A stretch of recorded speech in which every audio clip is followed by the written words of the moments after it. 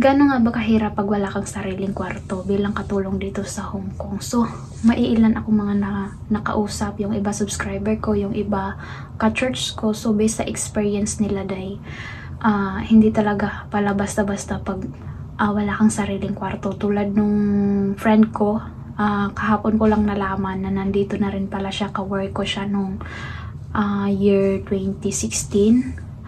Ka-work ko siya sa factory. So sabi niya, "Be, ang hirap pag wala kang sariling kwarto." Sabi niya ganun, "Buti ka meron kang sariling kwarto." Sabi niya sa akin. Sabi ko, "Bakit sino kasama mo sa kwarto?" Yung mga alaga na niya.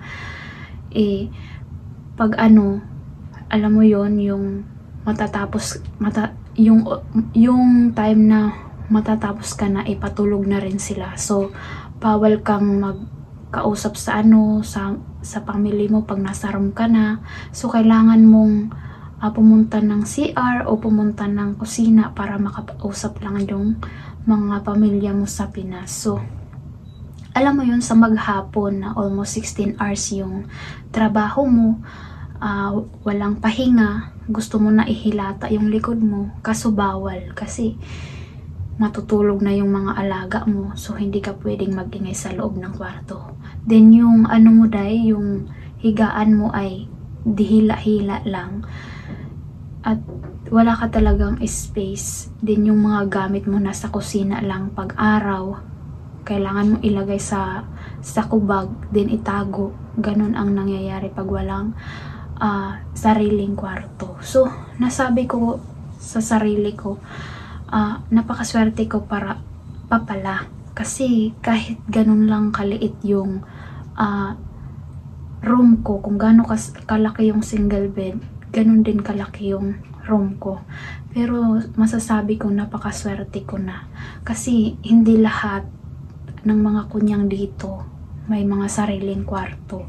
So kadalasan talaga dito day merong kasama sa kwarto kasi maliliit lang yung mga bahay dito. Kaya naiintindihan ko na yung mga kasabayan ko dati sa pag-a-apply. Nakailang balik na sila. 2, 3 balik, 4 na balik. Kasi ang hinahanap nila yung may sariling kwarto sila.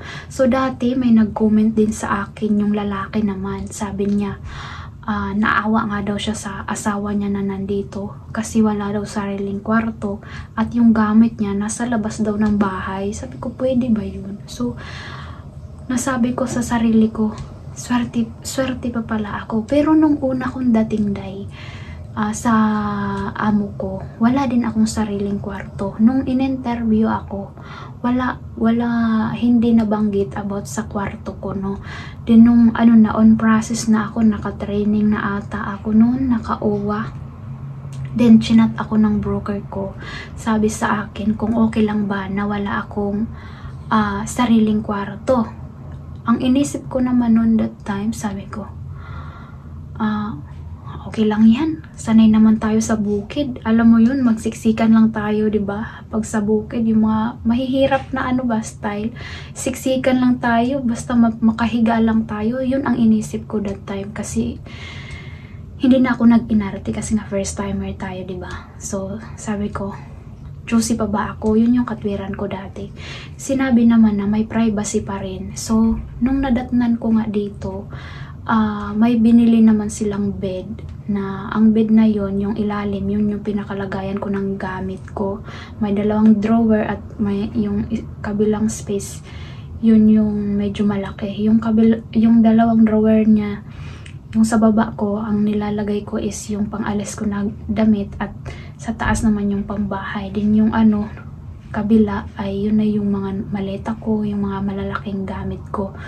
So, kasyang-kasya naman yung gamit ko doon. Then, ang ginawa lang, sa kusina, malapit sa table, doon nila nilagay. Then, may kurtina din. So, ayos naman sa akin. Kaso nga lang, pag mag-usap nga, pag makipag-usap ka, tatawag ka, hindi pwede doon ka makikipag-usap sa pamilya mo. Kailangan pumupunta ng kusina ako sa kusina. Kasi sa CR malapit din sa kwarto nila.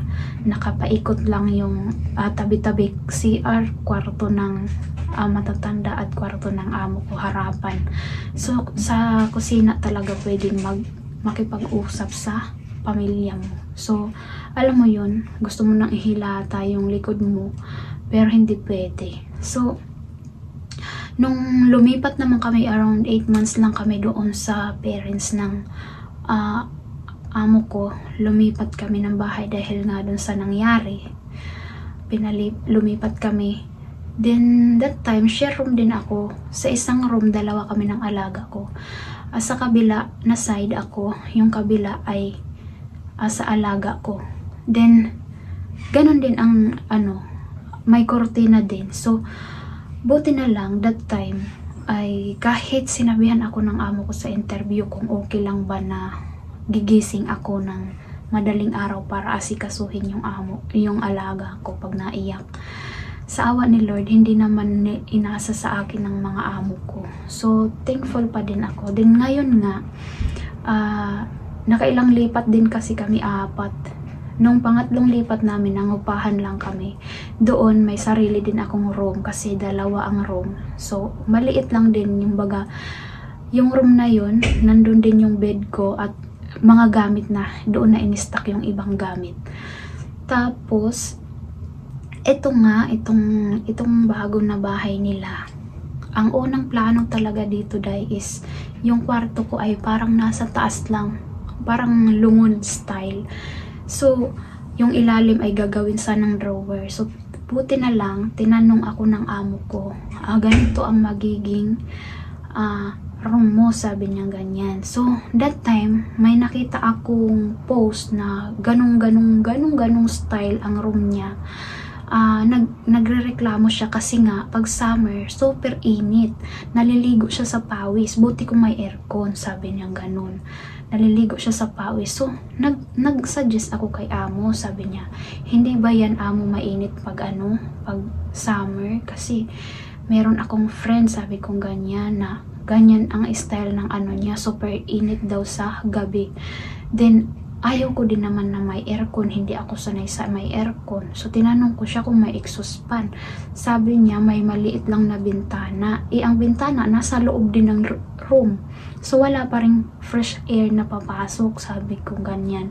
So, buti na lang, pinabago ng mga amo ko. So, ayan. Ngayon yung room ko, nakakatayo na ako. So, very thankful ako. Sabi ko nga, napakaswerte ko na din sa mga amo ko kasi meron akong sariling kwarto. So, kahit pa paano, di ba, nakakapag-vlog ako, usap ako sa pamilya ko habang nakahilata na yung likod, naka-flat na yung likod. So, sabi ko, thank you Lord, guys. Kahit nung start ay hindi maganda, hindi rin maayos, pero okay na din. At least ngayon, maganda na yung lagay ko, di ba? So, kaya sa mga baguhan, walang kumbaga, ngayon may idea na ako. That time kasi wala naman akong idea sa ganun. Pero ang katwiran ko na lang dati, kung hindi naman ako, choosy pa ba ako? Sabi ko ganyan, choosy pa ba ako? Yun yung katwiran ko dati.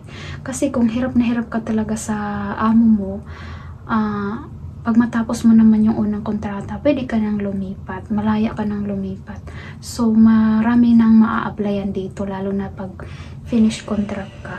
So, ganun pala kahirap pag wala kang sariling room. Kaya yung iba, pabalik-balik ng agency, kahit may gusto nang mag-hire sa kanila, pero dahil walang sariling room, so hindi sila nag-o-okay, hindi sila pumipirma ng job order, hindi sila nagkakasundo ng amo. Kadalasan kasi talaga dito, share room, kasama mo yung alaga mo, ikaw yung magbabantay ng alaga mo. Ganun kadalasan dito. So, masasabi ko, napakaswerte ko na din na may sarili akong kwarto kahit maliit lang.